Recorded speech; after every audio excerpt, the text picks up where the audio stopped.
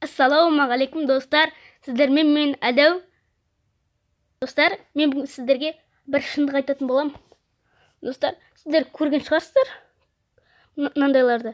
Алмас тегін, таусылмайтын алмас, тегін эмоция, алып тегін дегендер. Достар, сіздерге айтып кетейін, оның бәрі өтірік. Егер көріп жатсаңыздар, алданбаңыздар достар. Ол әдейі не істеу үшін? Әдейі контент, бәрі контент үшін түсіреді. Короче деген. Лайк, просмотр жинау үшін ғой бәрі. Өздеріне ақша үшін ғой тек бәрі. Сіздерді алдайды сол. Ондайлардан отпискасаңыздар достар. Олар арамдықпен ақша тауып отқандар ғой, короче айтқанда. Алдап тұр ғой енді сіздерді. Так что алданбаңыздар ондайларға. Мен де алданып көргем. Істеп көрейін сонда да десеңіздер, достар, істемей ақ қойыңыздар лучше. Өйткені кейбіреулерін банға жібереді достар.